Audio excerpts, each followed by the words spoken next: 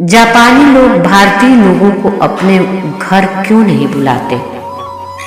Japan में साल भर से ज्यादा समय से रह रहे एक भारतीय व्यक्ति ने जापान में एक अजीब बात देखी कि उसके जापानी मित्र विनम्र और मददगार थे, किंतु उसे कोई भी अपने घर नहीं बुलाता था, बल्कि एक कप चाय के लिए भी नहीं। हैरान और आहत होकर आखिरकार उसने एक जापानी मित्र से पूछा कि ऐसा क्यों है। काफी देर तक चुप रहने के बाद उस दोस्त ने भारतीय व्यक्ति को जवाब दिया कि हमें भारतीय इतिहास पढ़ाया जाता है, किंतु प्रेरणा लेने के लिए नहीं, बल्कि एक चेतावनी के तौर पर। यह सुनकर उस भारतीय व्यक्ति ने हैरान होकर पूछा, क्या चेतावनी भारतीय इतिहास चेतावनी के तौर पर पढ़ाया जाता है? प्लीज बताओ ऐसा क्यों है?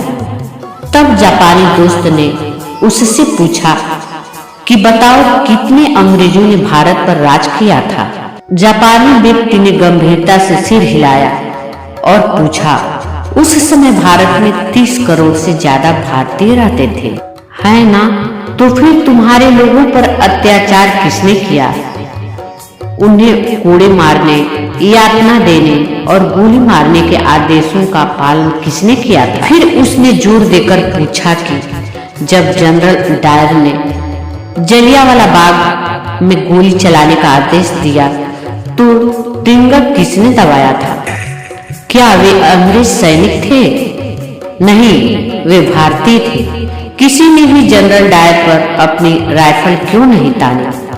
एक ने भी नहीं। फिर उसने कहा, तुम जिस गुलामी की बात करते हो ना, यही तुम्हारी असली गुलामी थी, शरीर की नहीं आत्मा की। वह भारतीय व्यक्ति जड़वत, मौन और शर्मिंदा खड़ा सुनता रहा। पानी मित्र ने आगे कहा, चलो बताओ, मध्य एशिया से कितने मुगल आए थे?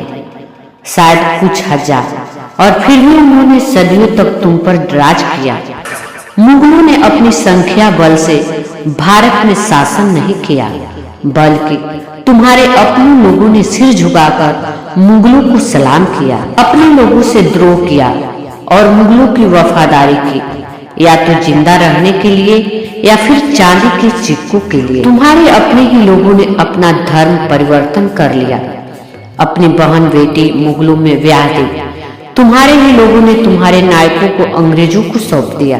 बताओ, चंद्रशेखर आजाद के साथ विश्वासघात किसने किया था? वे अल्फ्रेड मार्ग में छुपे हैं, एक खबर अंग्रेजों को किसने दी थी? भगत सिंह को, उस समय के बड़े राजनेता जो अंग्रेजों से अपनी बातें मनवा सकते थे, उनकी अनुमति के बिना फांसी पर चढ़ाना आसान था क्या? जो कि खुद को देशभक्त कहते थे। तुम भारतीयों को विदेशी दुश्मनों की जरूरत नहीं है। तुम्हारे ही लोग सत्ता, पद और निजी लाभ के लिए बार बार तुम्हें धोखा देते हैं, इसलिए हम भारतीयों से दूरी बनाकर रखते हैं। जब अंग्रेज हांगकांग और सिंगापुर आए थे तो एक भी स्थानीय व्यक्ति उनकी सेना में शामिल नहीं हुआ, लेकिन भारत में तुम सिर्फ दुश्मनों की सेना में ही शामिल नहीं हुए, बल्कि तुमने उनकी सेवा की, उनकी पूजा की, उन्हें खुश करने के लिए अपनों ही लोगों को मार डाला। यही नहीं, तुम भारतीय तो आज भी नहीं बदले हो। तुमने इतिहास से कोई सबक नहीं लिया है। आज भी थोड़ी सी मुफ्त की बिजली, एक बोतल शराब, एक कंबल दे दो और तुम्हारा वोट, तुम्हारा जमीन, तुम्हारी वफादारी तुम्हारे देश के साथ नहीं, बल्कि तुम्हारे पेट के साथ है।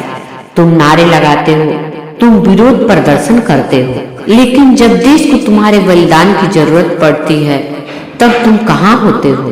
तुम्हारी पहली वफादारी अभी भी अपने घर, परिवार, पत्नी, बच्चों और धन संपत्ति के प्रति है। बाकी देश और धर्म जाए भाड़ में। इतना कहकर वह जापानी वहां से चला गया और वह भारतीय शर्म के मारे सिर नीचे किए वहीं पत्थर की तरफ खड़ा रह गया।